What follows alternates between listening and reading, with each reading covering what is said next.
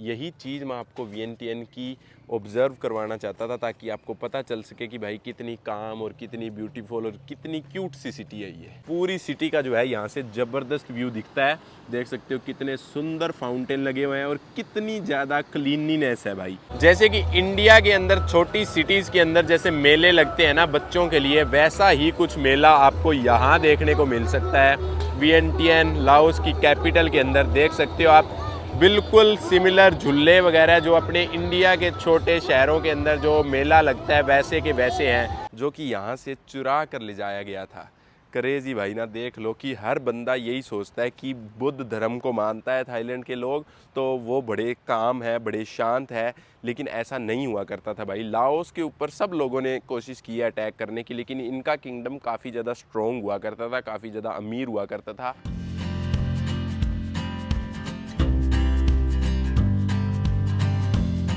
आप सभी को राम राम और एक नई वीडियो में आप सभी का स्वागत है भाई। साउथ ईस्ट एशिया की एक सबसे छोटी, स्मॉल और काम और क्यूट कैपिटल से। ये ऐसा मैं क्यों बोल रहा हूँ भाई, वो आपको इस वीडियो को देखकर समझ में आ जाएगा।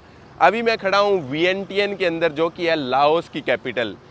भाई बहुत ही ज़्यादा सुंदर, बहुत ही ज़्यादा क्यूट सी कैपिटल है। और मैं काम इसे क्यों बोल रहा हूँ, क्योंकि भाई इस कैपिटल के अंदर सिर्फ और सिर्फ 1 मिलियन लोग रहते हैं और कोई भी स्काई स्कैपर आपको इस कैपिटल के अंदर नहीं दिखेगी।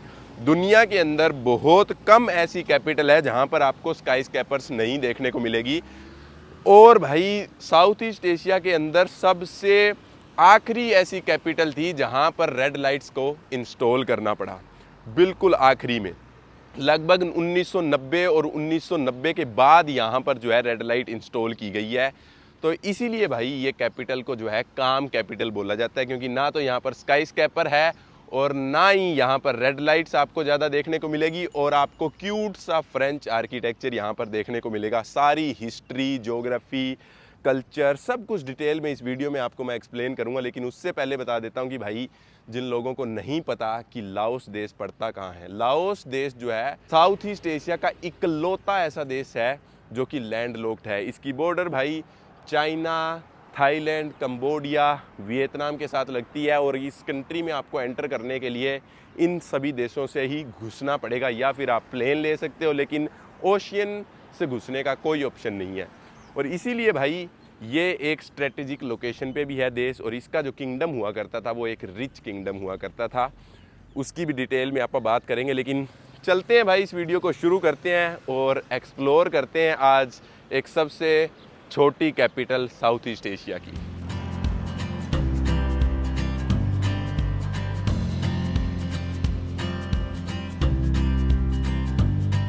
ये जो सामने आप रिवर देख रहे हो ये है मेकोंग रिवर, जो कि लाओस की सबसे लंबी रिवर है। आपको मैंने बहुत बार मेरी वीडियोस में बता दिया है।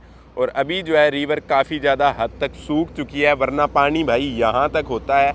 लेकिन अभी जो है यहाँ पर आपको गंदगी, कचरा, प्लास्टिक देखने को मिलेगा। लाओस कंट्री मैंने आपको पहले ही बता दिया भाई, सही बताऊँ तो काफ़ी हद तक गंदगी है यहाँ पर।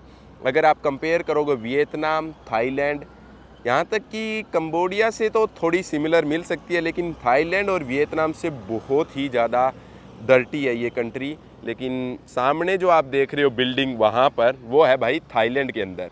अगर मैं थाईलैंड जाना चाहूँ तो यहाँ से ईज़िली बॉर्डर क्रॉस करके ईज़िली थाईलैंड के अंदर मैं एंट्री ले सकता हूँ। लेकिन मैं भाई थाईलैंड से ही आया हूँ तो मैं नहीं जाऊँगा बिल्कुल। और ये जो रिवर ही है सारी दूर तक बॉर्डर जो है थाईलैंड और लाओस की जो है सेपरेट करती है। और जितने भी देश आप दुनिया के अंदर देखोगे, बहुत से ऐसे देश हैं जिनकी बॉर्डर सिर्फ और सिर्फ रिवर की वजह से बनी हुई है, या फिर गोरों ने भाई अपनी मर्जी से, जैसे बच्चों के हाथ में स्केच पेन दे दिया कि जहां आपका दिल चाहे आप लाइन ड्रॉ कर सकते हो और ये बॉर्डर बन जाएगी। तो गोरों ने भाई ऐसा कुछ किया है। वो मैंने आपको अफ्रीका की वीडियोस में बताया है कि गोरों ने सच में जो लाइन है वो नॉर्मली ड्रॉ कर दी है और 2 देश बना दिए उसके। चाहे बीच में ऐसा हो, चाहे एक परिवार उस साइड रहता हो, चाहे दूसरा परिवार इस साइड रहता हो, उन्होंने कुछ नहीं सोचा, सिर्फ लाइन खींची और पूरे परिवार, पूरी एथनिसिटी को जो है आधे हिस्से में बांट दिया।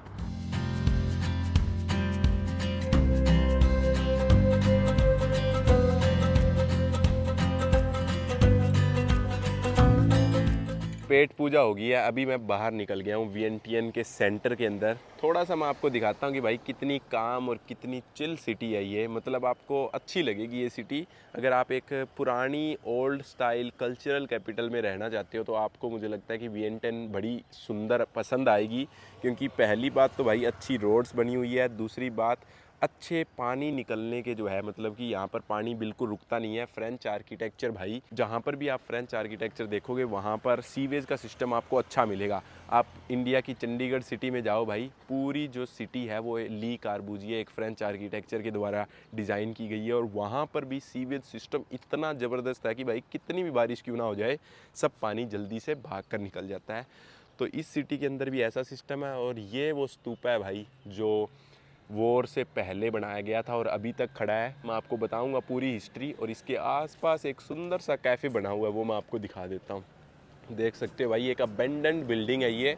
अबेंडेंट बिल्डिंग के अंदर इतना सुंदर सा जो है यहाँ पर कैफ़े बना दिया है इन्होंने, कितना ज़बरदस्त लग रहा है, देख सकते हो आप। यही चीज़ मैं आपको वियंटियन की ऑब्ज़र्व करवाना चाहता था ताकि आपको पता चल सके कि भाई कितनी काम और कितनी ब्यूटीफुल और कितनी क्यूट सी सिटी है ये।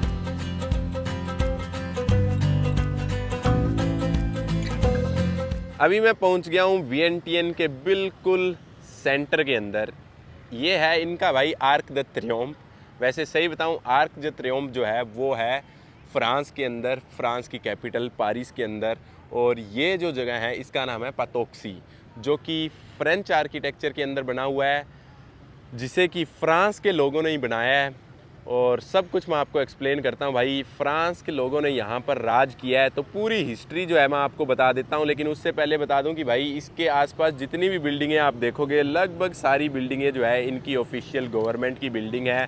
म्यूनसिपाल्टी की बिल्डिंग, पार्लियामेंट वगैरह, प्रेजिडेंशियल हाउस वगैरह, सब कुछ जो है इसी स्क्वायर के अराउंड आपको मिलेगा, जिसे कि पातोक्सी बोल देते हैं। इसके ऊपर भी आप चलेंगे, लेकिन ऊपर जाने से पहले जो है मैं थोड़ा सा जो आपको है इस देश की हिस्ट्री बता देता हूँ। वियंटियन की हिस्ट्री का है भाई। वियंटियन की हिस्ट्री ये है कि लाओस जो कंट्री है ना, उसे लांजांग किंगडम के नाम से जाना जाता था और वो बना हुआ था 3 किंगडम से। लुआंग प्रबांग जो कि नॉर्थ के अंदर था, और सेंटर के अंदर जो था वियंटियन किंगडम, और तीसरा जो किंगडम था वो चंपा शेक जो कि साउथ का किंगडम था। और ये तीनों मिलाकर एक बड़ा किंगडम बनाते थे जिसे कि लाओस कंट्री के नाम से जाना जाता था। और लेकिन कुछ ही समय के बाद जो है ये किंगडम टूट गए तीनों अलग अलग हिस्से के अंदर, क्योंकि म्यांमार, थाईलैंड का काफ़ी ज़्यादा प्रेशर था इसके ऊपर, इसीलिए ये अलग अलग 3 किंगडम के अंदर टूट गए। और वियंटियन का जो किंगडम है, यहाँ पर थाईलैंड का राज आ गया जब ये अलग अलग किंगडम में टूटा। यहाँ पर बर्मा ने भी काफ़ी अटैक करने का कोशिश किया। और 1827 के अंदर जो है ये वियंटियन, जो ये पूरी कैपिटल, आपको जितनी भी बिल्डिंग्स दिख रही है पीछे, सारी की सारी तोड़ दी गई भाई। यहाँ पर कुछ भी नहीं था। 1827 से पहले ये बिल्डिंग भी नहीं थी। और भी पुरानी जितनी भी बिल्डिंग यहाँ पर, जितने भी पुराने 500, 600 साल पुराने टेम्पल बने हुए थे, वो भी सब कुछ तोड़ दिए। और उसके बाद आया भाई यहाँ पर फ्रांस का राज। फ्रेंच लोग यहाँ पर घुसे, क्योंकि वियतनाम में पहले से ही थे फ्रेंच लोग, फिर यहाँ पर घुसे। और फ्रांस के लोगों ने जो है ये वियंटियन पूरी कैपिटल को जो है फिर से जो है इस्टाब्लिश किया। सारे बिल्डिंग, सारे जो टेम्पल्स थे उनको रेनोवेट किया। और उससे पहले जो है इस सिटी का नाम जो था वो वियंगचांग हुआ करता था, वियंगचांग। और अब वियंटियन है इसीलिए आज के दिन, क्योंकि फ्रांस का काफ़ी ज़्यादा इन्फ्लुएंस रहा है, क्योंकि फ्रांस ने इसे कॉलोनाइज़ किया है। 1953 के अंदर इस कंट्री को जो है आज़ादी मिल गई थी, लाओस को, फ्रांस से। लेकिन उसके बाद भी जो है भाई यहाँ पर लाइफ जो है अच्छी नहीं रही। उसके बाद जो है इनके यूएस के साथ वॉर हुए। आपको पता है लाओस जो कंट्री है वो दुनिया की सबसे ज़्यादा मोस्ट बॉम्ब्ड कंट्री है। 5,80,000 बॉम्ब जो है वो यूएसए ने इस कंट्री के अंदर गिराए थे, और जिसमें से 30% बॉम्ब ऐसे थे वो फटे ही नहीं, और वो आज के दिन भी यहाँ पर मौजूद है इसके रूरल एरिया के अंदर। और आज के दिन भी जो किसान जब खेतों में जाते हैं तो उस बॉम्ब को एक्टिवेट करके मर भी जाते हैं। बहुत सी न्यूज़ आपको देखने को मिलेगी, क्योंकि लाओस कंट्री एक छोटी सी कंट्री है साउथ ईस्ट एशिया की, और इसके बारे में कोई बात ही नहीं करता है। लोगों को पता है कि वियतनाम का यूएसए के साथ वॉर हुआ था, लेकिन उनको ये नहीं पता कि लाओस, कंबोडिया, इन दोनों कंट्रियों का भी वॉर हुआ था। और और यूएसए ने इन पे क्यों अटैक किया था? यूएसए ने मोस्टली जो है सेंटर पार्ट वियंतियन वाला अटैक नहीं किया था, क्योंकि जो कम्युनिज्म फैल रहा था वो साउथ में और नॉर्थ में ज़्यादा फैल रहा था लाओस के अंदर। और यूएसए ने इस कंट्री के ऊपर अटैक इसीलिए किया था, वो नहीं चाहते थे कि ये कंट्री यूएसएसआर सोवियत यूनियन का पार्ट बन जाए, क्योंकि सोवियत यूनियन का काफ़ी इन्फ्लुएंस बढ़ रहा था यहाँ पर, कम्युनिज्म का इन्फ्लुएंस काफ़ी ज़्यादा बढ़ रहा था और यूएस नहीं चाहती थी कि कोई भी कंट्री जो है वो कम्युनिस्ट कंट्री बने। लेकिन आज के दिन आप देखोगे तो ये कम्युनिस्ट ही कंट्री है भाई। यहाँ पर एक पार्टी सिस्टम चलता है, एक ही पार्टी इलेक्शन लड़ती है पूरे लाओस के अंदर, उसी पार्टी का कोई भी बंदा जीतेगा तो वही पावर में आएगा। मतलब कि टॉप मेन लेवल की जो पावर है वो आप चेंज नहीं कर सकते हो, नीचे की पावर फिर भी चेंज हो सकती है। तो चलिए भाई, ये कुछ इस देश की हिस्ट्री रही है। अभी चलते हैं इस बिल्डिंग के ऊपर और यहाँ से जो है मैं आपको पूरा व्यू अच्छे से दिखाता हूँ। और ये जो मोन्यूमेंट्स वगैरह है वो फ्रांस के द्वारा बनाए गए थे, और जो अटैक किया था यूएसए ने वो किया था 1964 से 1975, 10 साल, आखिरी के 10 साल के अंदर जो वियतनाम वॉर चला था। और जो लाओस के अंदर वॉर हुआ था यूएसए के साथ भाई, उसे सीक्रेट वॉर भी बोलते हैं। इसीलिए बोलते हैं क्योंकि बहुत से लोग जो है वो इस वॉर के बारे में जानते ही नहीं है, वो सिर्फ वियतनाम वाले वॉर के बारे में जानते हैं। तो ये सारी हिस्ट्री थी भाई। मैं उम्मीद करता हूँ कि आप अच्छे से आपको समझ आई है। अगर आपको अच्छे से समझ नहीं आई है तो आप बाकी लाओस की वीडियोस देखोगे तो थोड़ी थोड़ी हिस्ट्री मैंने सबके अंदर एक्सप्लेन करी है। तो भाई एक चीज़ अगर मैं आपको बताऊँ तो वैसे तो फ्रांस के लोगों ने इन्हें कॉलोनाइज़ किया है, लेकिन आप देखोगे इनकी कैपिटल की हालात तो भाई बहुत ही ज़्यादा सुंदर है। आप देख सकते हो बहुत ही ज़्यादा साफ़ सुथरी है, खुली चौड़ी सड़कें बनी हुई है, जिसके लिए कि फ़्रांस के लोग स्पेशल है। मतलब कि जहाँ पर भी आप फ्रेंच आर्किटेक्चर देखोगे वहाँ पर बढ़िया सीवेज सिस्टम दिखेगा, बढ़िया रोड सिस्टम दिखेगा और चौड़ी रोड्स आपको देखने को मिलेगी। और ये जो मोन्यूमेंट है भाई, ये मोन्यूमेंट बहुत ही ज़्यादा स्पेशल है, क्योंकि फ्रांस के लोगों ने ही बनाया है और इन्होंने पूरी जो है कॉपी करने की कोशिश की थी। लेकिन थोड़ा सा जो इन्फ्लुएंस है आपको यहाँ पर देखने को मिल जाएगा रिलीजन का। काफ़ी ज़्यादा जो है मूर्तियाँ भगवान की यहाँ पर बनी हुई है, जो कि फ्रांस के लोगों ने खुद बनाया है। इसी चीज़ से मैं आपको फ्रांस के लोगों की तारीफ़ करना चाहता हूँ, क्योंकि भाई सही बताऊँ, कोई भी और कंट्री जब भी किसी दूसरे देश को कॉलोनाइज़ करती है ना, वो अपना रिलीजन ज़रूर फैलाने की कोशिश करती है। यहाँ पर आज के दिन भी आप देखोगे वियंटियन के अंदर इसकी टोटल पॉपुलेशन लगभग 10 लाख है, और जिसमें से कि ये मान लो आप 90% लोग बुद्धिज़्म को फॉलो करते हैं आज के दिन भी। और यहाँ तक कि मैंने आपको बताया था कि फ्रांस के लोगों ने इनके जो बुद्धिस्ट टेम्पल थे उनको भी रेनोवेट किया, ये नहीं सोचकर कि हम इन्हें कॉलोनाइज़ कर रहे हैं, हमारा धर्म तो क्रिश्चियन है, हम तो सिर्फ चर्च बनाएंगे यहाँ पर, इनके टेंपल को रेनोवेट नहीं करेंगे। लेकिन ऐसा नहीं है भाई। और इन्होंने ये जो अपना मोन्यूमेंट बनाया उसके ऊपर भी जो आप देख सकते हो बौद्ध धर्म, जो भगवान बुद्धा है, उनके भी स्टैचूज़ इसके ऊपर बने हुए हैं। तो इस चीज़ से आप अंदाज़ा लगा सकते हो कि भाई फ्रांस के लोगों ने इन्हें कॉलोनाइज़ किया, लेकिन एक अच्छी लाइफ देने की भी कोशिश की है। आप देख सकते हो बहुत ही अच्छा एरिया इन्होंने बिल्ड किया है, बहुत ही सब कुछ चीज़ें जो है अच्छे से बना रखी है। लेकिन थाईलैंड के बारे में कोई बंदा ऐसा सोच ही नहीं सकता कि भाई पूरी की पूरी कैपिटल थाईलैंड के लोगों ने डिस्ट्रॉय कर दी थी, मतलब टोटली एक बिल्डिंग भी नहीं छोड़ी थी यहाँ पर।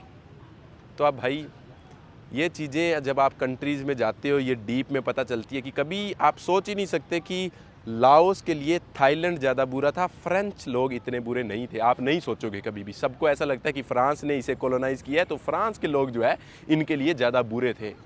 लेकिन नहीं भाई, इससे ज़्यादा फ्रांस ने इन्हें कॉलोनाइज़ किया। लेकिन फिर भी आप देख लो यूएसए ने 5,80,000 बॉम्ब यहाँ पर छोड़ दिए। पता नहीं थाईलैंड के लोगों ने तो कितने ही अटैक किया यहाँ पर। यहाँ तक कि म्यांमार जो है वो बुद्धिज़्म का ओरिजिन माना जाता है। वैसे देखे तो इंडिया में हुआ है ओरिजिन तो, लेकिन फिर भी जो पीक पे बुद्धिज़्म था वो म्यांमार के अंदर ही था। और म्यांमार के लोगों ने, बर्मा के लोगों ने भी भाई यहाँ पर बहुत सारे अटैक किया है, बहुत से लोगों को मारा है।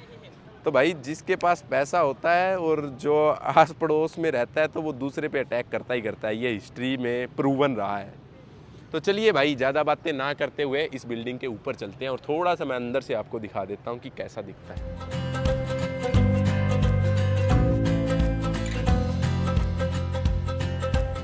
इस मोन्यूमेंट के ऊपर आप जाना चाहते हो तो यहाँ से आपको एक टिकट लेनी पड़ेगी, जो कि 30,000 किप की है। 30,000 किप बनते हैं भाई इंडिया के मान लो 110 रुपये के आसपास, लगभग $1.5 बनता है। पूरा एग्जैक्टली $1.5 नहीं, $1.4 आप मान सकते हो। इंडिया के 110 115 रुपये के आसपास मान लो आप। और ऊपर से अगर आपको मैं दिखाऊं तो भाई डिज़ाइन काफ़ी ज़्यादा सुंदर बना हुआ है। लेकिन एक चीज़ मैं आपको बता दूं, ये मोन्यूमेंट है इसीलिए ठीक है, लेकिन इनके टेम्पल्स जो है लाओस के वो ज़्यादा सुंदर है। वो भी मैं आपको दिखा दूंगा एक आधा टेम्पल, ताकि आपको आइडिया हो जाएगा। लेकिन अभी चलते हैं ऊपर भाई। ऊपर से जो है मैं आपको इस सिटी का पूरा व्यू दिखाऊंगा और आपको मज़ा आ जाएगा भाई। सिटी का व्यू बहुत ही ज़्यादा सुंदर है। जैसे कि मैं आपको बता रहा था कि भाई फ्रांस के अंदर भी जो है यहाँ पर ये एक गेट बना हुआ है, ऐसा ही कुछ। इसे विक्ट्री गेट बोल देते हैं दोनों को ही वैसे सही बताऊँ तो, लेकिन फिर भी डिफरेंस है दोनों के अंदर। ये मोर रेक्टेंगुलर है, ये ज़्यादा स्क्वायर है। आप देख सकते हो, compare the difference between the लाओ एंड फ्रेंच पोटॉक्सी विक्ट्री गेट्स। दोनों को ही विक्ट्री गेट बोलते हैं जैसा कि मैंने आपको बताया। तो डिफरेंस है ना, the Lao potoxy has 4 front gates which passes through one another and it has a top. The French potoxy gate has only 2 gates with passes through one another on the top. Okay, तो भाई normal सी ये बात जो है बताने की कोशिश कर रहे हैं कि ये जो गेट है जिसके अंदर मैं अभी खड़ा हूँ, इसके 4 गेट है, देख सकते हो 1 2 3 4। इसके साइड में गेट नहीं है, इसके सिर्फ 2 ही गेट है आमने सामने, जहाँ से कि आप क्रॉस कर सकते हो। और फ्रांस के अंदर जो इस स्ट्रीट के ऊपर ये बना हुआ है भाई, उसे शॉन्जेलीजे स्ट्रीट बोलते हैं, जो कि फ्रांस की, पेरिस की one of the famous street के नाम से जानी जाती है।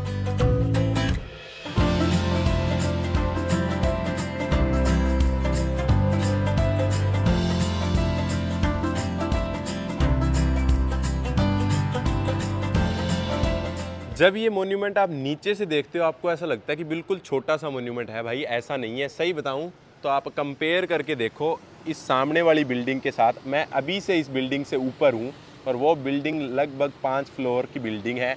और अगर मैं ऊपर जाऊंगा इस जगह पे तो लगभग मैं 6ठे या 7वें फ्लोर पे पहुंच जाऊंगा। तो इसीलिए जो भाई पूरी सिटी का जो है यहाँ से ज़बरदस्त व्यू दिखता है। देख सकते हो कितने सुंदर फाउंटेन लगे हुए हैं और कितनी ज़्यादा क्लीनलीनेस है भाई। ये चीज़ जो है मेरे को बड़ी अच्छी लगी भाई। लाओस के अंदर लुआंग प्रबांग सिटी भी जो थी वो बहुत ही ज़्यादा सुंदर थी, और यहाँ पर वियंटियन सिटी भी जो है सही बताऊँ बहुत ही ज़्यादा सुंदर, काम, लेस ट्रैफिक है, इतनी ज़्यादा गंदगी प्लास्टिक वगैरह आपको नहीं मिलेगा, शोर शराबा नहीं मिलेगा। देख सकते हो भाई कितना ट्रैफिक जो है आसपास से चल रहा है, लेकिन कोई हॉर्न नहीं मार रहा है, कोई ज़्यादा शोर शराबा यहाँ पर नहीं है। ये चीज़ मेरे को बड़ी अच्छी लगी इस सिटी की। और दूसरी बात भाई, जितनी भी आप सिटीज़ के अंदर जाओगे लाओस के अंदर, जहाँ पर जितना ज़्यादा फ्रेंच का इन्फ्लुएंस है, वो उतनी ज़्यादा साफ़ सुथरी, उतनी ज़्यादा वेल मैनेज्ड और उतनी ज़्यादा सुंदर दिखेगी आपको। तो चलिए भाई अभी चलते हैं ऊपर से, थोड़ा सा ऊपर से व्यू और आपको इस सिटी का दिखा देते हैं, क्योंकि इस मोन्यूमेंट के ऊपर से आपको 360 व्यू दिखता है पूरी सिटी का।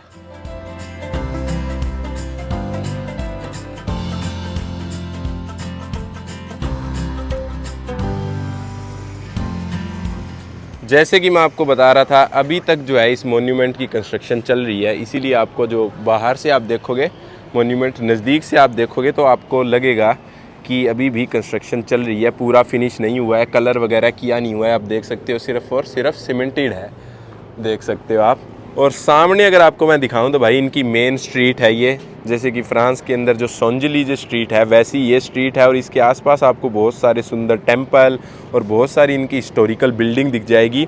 और ये जो सामने आप देख रहे हो ये है इनका प्रेसिडेंशियल पैलेस, वो भी मैं आपको दिखाऊंगा। और इस प्रेसिडेंशियल पैलेस के बिल्कुल पीछे आपको थाईलैंड दिखेगा भाई। आपको मैंने पहले ही मेकोंग रिवर दिखा दी है, और मेकोंग रिवर जो है बिल्कुल सामने इसी डायरेक्शन के अंदर है। लेकिन इस साइड से अगर मैं आपको दिखाऊं तो अब आप देख सकते हो भाई कि पूरी सिटी जो है आप यहाँ से अच्छे से देख सकते हो आराम से। और पूरी सिटी के अंदर जो है आपको जो आर्किटेक्चर दिखेगा वो फ्रेंच आर्किटेक्चर ही दिखेगा, जो कि बहुत ही ज़्यादा सुंदर दिखता है भाई, बहुत ही स्पेशल आर्किटेक्चर है।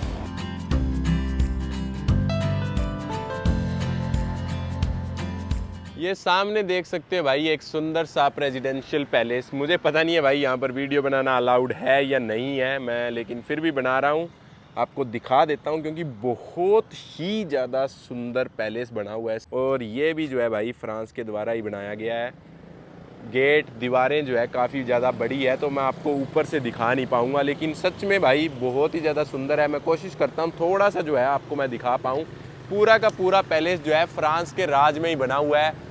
देख सकते हो आप, बहुत ही सुंदर है और बिल्कुल जो है विक्ट्री मॉन्यूमेंट के बिल्कुल सामने आप देख सकते हो। इस सिटी की जो प्लानिंग है ना वो चंडीगढ़ से सेम है, लेकिन आर्किटेक्चर सेम नहीं है, क्योंकि भाई चंडीगढ़ के ऊपर फ्रांस के लोगों ने राज नहीं किया है। अपनी गवर्नमेंट ने ही फ्रांस के आर्किटेक्चर को हायर किया था उसका पूरा मैप बनाने के लिए। फुल्ली टोटली डिज़ाइंड सिटी है चंडीगढ़, और ली कार्बूजिए ने डिज़ाइन की थी। और वैसी ही फीलिंग आपको इस सिटी के अंदर आएगी, क्योंकि हर जगह आपको फुटपाथ मिलेंगे इस सिटी के अंदर, हर जगह आपको पेड़ पौधे मिलेंगे। सही बताऊं तो भाई इस सिटी की जो है इतनी बढ़िया एयर क्वालिटी नहीं है अभी, लगभग 150 के आसपास इसकी एयर क्वालिटी मिलेगी।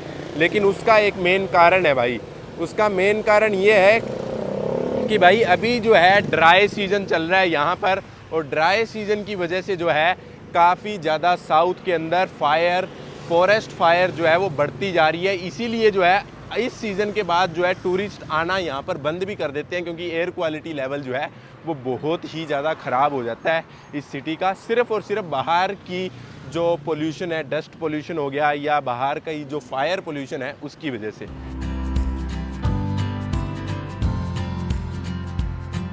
देख रहे हो भाई कितना सुंदर दिख रहा है सनसेट यहाँ से।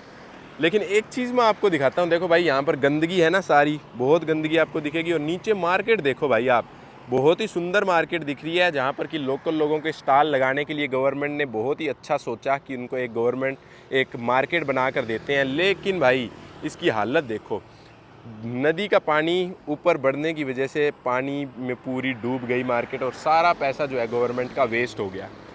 भाई यही फ़र्क होता है कि एक सोच समझकर पैसा लगाने में, और कहीं पर भी पैसा लगा दिया लोगों को खुश करने के लिए। लगभग देशों की गवर्नमेंट जो है, जो अंडर डेवलप्ड कंट्री है, मैंने ये चीज़ नोटिस की है भाई, वो ऐसी जगह पर पैसा लगाएंगी जिसका कोई फ्यूचर नहीं है। मतलब कि उससे आपको और फ़ायदा नहीं होगा, बल्कि जो जितना पैसा आपने उस पर स्पेंड किया है वो भी डूब जाएगा। बहुत सी कंट्री, डेवलपिंग कंट्री के अंदर आपको ऐसी चीज़ें मिलेगी। कभी भी जो डेवलप्ड कंट्रीज़ है उनके अंदर आपको ऐसी चीज़ें नहीं मिलेगी, क्योंकि भाई डेवलप्ड कंट्री के अंदर जो चीज़ें बनाई जाती है वो लगभग 100-200 साल आगे की सोच कर बनाई जाती है।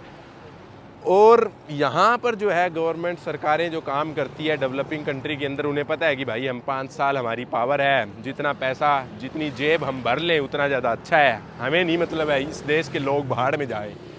तो वही ये मार्केट उसका सबसे सीधा साधा एग्जांपल है भाई। एक नदी के अंदर तुम मार्केट बना रहे हो, मतलब एक मैं खुद मार्केट बनाने की सोचूंगा। मान लो कि मैं इस कंट्री में पैदा हुआ हूँ, इस रिवर को मैं जब से पैदा हुआ हूँ तब से देख रहा हूँ, तो मुझे कोई आइडिया लगाने की ज़रूरत ही नहीं है भाई। मैं नॉर्मली सोच लूँगा ये इस मार्केट का कोई फ्यूचर है ही नहीं, क्योंकि जब भी अगर मान लो कभी ना कभी तो रिवर का पानी लेवल इंक्रीज़ करेगा और ये चीज़ें डूबेगी। और यही चीज़ अगर प्राइवेट बंदे की द्वारा बनाई जाती तो वो बंदा कभी ऐसा पैसा लगाता ही नहीं। गवर्नमेंट ही करती है ऐसा काम, आप देख लेना, क्योंकि वो सिर्फ लोगों के टैक्स का पैसा है, क्योंकि किसी का पर्सनल पैसा नहीं है। बंदा जब अपना पर्सनल पैसा कहीं पर लगाता है तो 1000 बार सोच कर लगाता है, लेकिन जब गवर्नमेंट का टैक्स का पैसा जो पॉलिटिशियन लगाते हैं उनको क्या परवाह है। डूब गई सारी मार्केट, पैसा गया भाड़ में। यहाँ पर नदी के किनारे एक छोटी सी मार्केट लगी हुई थी कपड़ों की, जहाँ पर लोकल लोग जो है कुछ कपड़े, कुछ परफ्यूम, कुछ जो रेगुलर लोगों के लिए सामान यूज़ करते हैं, लोकल लाओस के लोग जो रेगुलर डेली रूटीन में इस्तेमाल करते हैं, उनकी मार्केट लगी हुई थी। तो मैंने सोचा कि आपको दिखा देते हैं, बहुत ही सुंदर मार्केट है।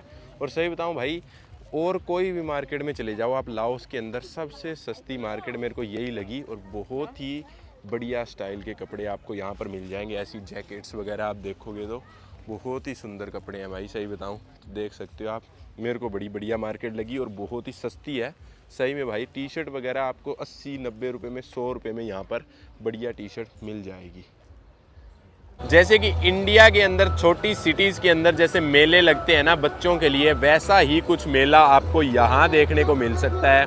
वियंटियन लाओस की कैपिटल के अंदर देख सकते हो आप, बिल्कुल सिमिलर झूले वगैरह जो अपने इंडिया के छोटे शहरों के अंदर जो मेला लगता है वैसे के वैसे हैं, बिल्कुल सब की सब चीज़ें वैसे ही आपको यहाँ पर खिलौने मिलेंगे, वैसी जो अंदर कार्स वगैरह चल रही है वैसी मिलेंगी, वैसे ही बच्चों के लिए खिलौने। और ये झूला भी आप देख सकते हो इंडिया में आपको देखने को मिलेगा।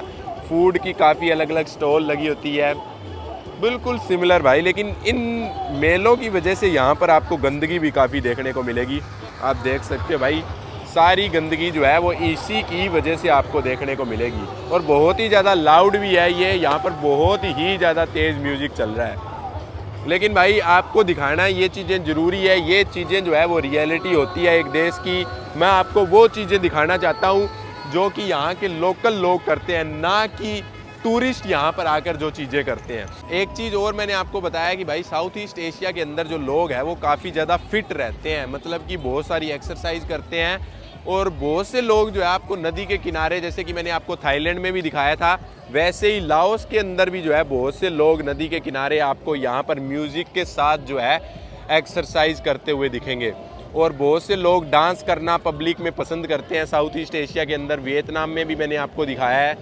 तो भाई बहुत अच्छी एक्टिविटी रहती है लोगों के लिए शाम को एंजॉय करने के लिए रिवर के किनारे। ये चीज़ मेरे को बहुत ही अच्छी लगी, बढ़िया है भाई। सही बताऊं, लाओस की जो इमेज रहती है आपके मन के अंदर, क्योंकि लाओस एक ना बहुत ही अंडर डेवलप्ड कंट्री है। सही बताऊं, लाओस के रूरल एरिया में आप जहाँ पे भी जाओगे ना, लाइफ बिल्कुल अफ्रीका से डिफरेंट नहीं है, वैसे ही लोग सरवाइव कर रहे हैं। लेकिन जहाँ जहाँ पर इस कंट्री के अंदर फ्रांस का इन्फ्लुएंस था भाई, वहाँ पर लाइफ थोड़ी अच्छी हो गई है, लोगों को सोर्स मिले हुए हैं इनकम के।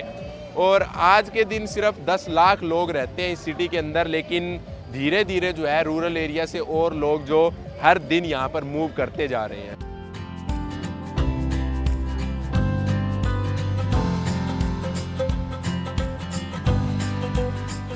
सामने आप देख सकते हो सनसेट हो गया और थोड़ा थोड़ा जो है अंधेरा होना शुरू हुआ है। और अभी जो है यहाँ की फूड मार्केट सज चुकी है बिल्कुल लाइटिंग के साथ। पूरी नदी के किनारे जो है आपको यहाँ पर जो है मार्केट दिखेगी, जिसके अंदर ज़्यादातर यहाँ पर आपको सी फूड ही दिखेगा, क्योंकि भाई मेकोंग रिवर बिल्कुल पास में है। और मेकोंग रिवर आपको पता ही है भाई, सी फूड का सबसे बड़ा सोर्स है लाओस के लिए। इसीलिए जो है आपको ज़्यादातर यहाँ पर सी फूड ही देखने को मिलेगा। जितनी भी मार्केट आप देखोगे वियंटियन के अंदर, लगभग सारी के अंदर आपको दिखेगा जो है वो सी फूड ही। देख लो भाई,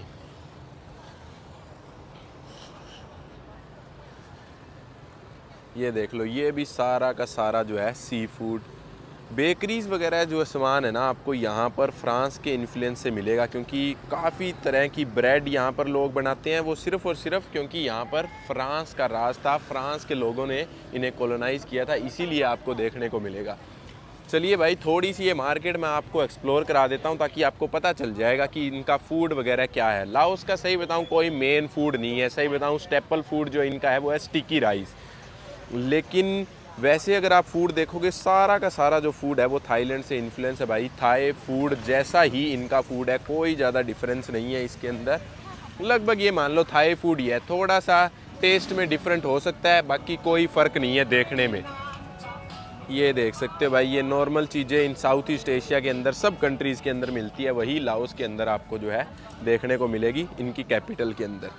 ये चीज़ भाई मेरे को एक स्पेशल चीज़ लगी। यहाँ पर क्या करते हैं, ये अंडे के अंदर इसको तोड़कर पहले उसके अंदर कुछ डालकर और फिर इसको बॉईल करते हैं। ये देख सकते हो, ये चीज़ मेरे को पहली बार कोई कंट्री के अंदर देखने को मिली है जहाँ पर अंडे के साथ जो है एक्सपेरिमेंट किया जा रहा है। वैसे सही बताऊं, वियंटियन के अंदर आपको ऐसी छोटी छोटी फूड मार्केट बहुत जगह मिल जाएगी। मैं आपको और भी मार्केट दिखाऊंगा, लेकिन ये जो है इनकी टिपिकल लोकल मार्केट है, ये टूरिस्ट के लिए नहीं है। पहले ही मैं आपको बता देता हूँ, सारी की सारी जो मार्केट है लोकल लोगों के लिए है। आपको एक सिंगल बंदा भी यहाँ पर टूरिस्ट देखने को नहीं मिलेगा।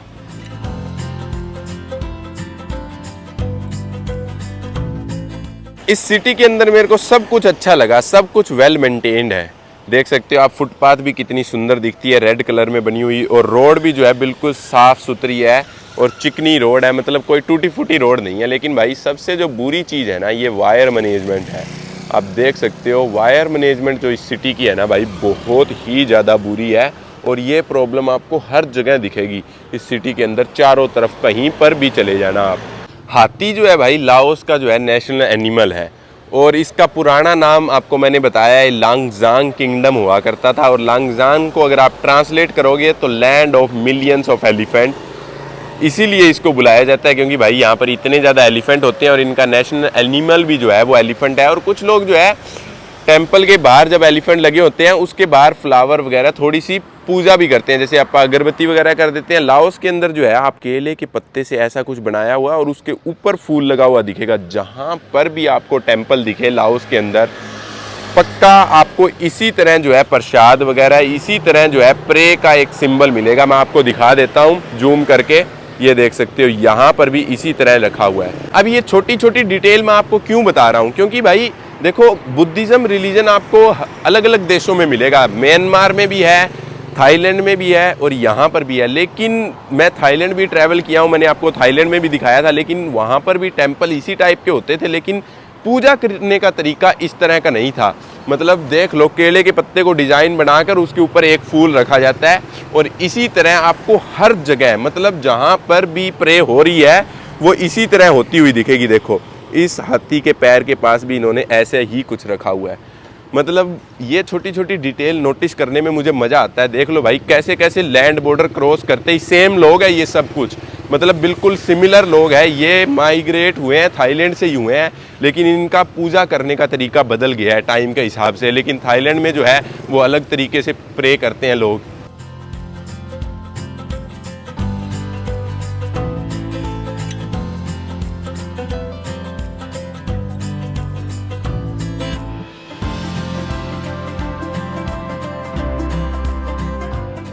अभी मैं पहुंच गया हूँ इनके रियली एक मेन रिलीजियस प्लेस के अंदर, जो कि पूरे लाओस की सबसे मेन रिलीजियस प्लेस है। लेकिन भाई आपको मैं दिखा नहीं पाऊँगा क्योंकि इसका जो मेन गेट है वो क्लोज़ है, आप अंदर नहीं जा सकते हो। जो मेन टेंपल है वो पूरा यही टेंपल है, इसके अंदर आप जा नहीं सकते हो। और ये वाला छोटा टेंपल भी बंद पड़ा है। लेकिन सही बताऊँ तो भाई सुंदर बहुत ज़्यादा है, बहुत ही खूबसूरत है। कल भी मैंने इस टेंपल के अंदर आने की कोशिश की थी, मैं नहीं आ पाया था। पता नहीं क्यों बंद पड़ा है भाई, ये मेरे को बिल्कुल भी आइडिया नहीं है। लेकिन भाई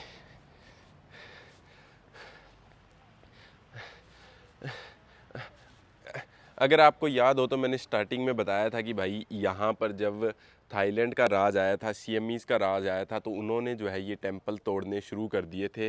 लेकिन आज के दिन आप हालत देखोगे तो इतनी ज़्यादा ख़राब नहीं है, क्योंकि फ्रांस का जब राज आया था इस लाओस कंट्री के अंदर, उन्होंने फिर से इन्हें रेनोवेट कर दिया था।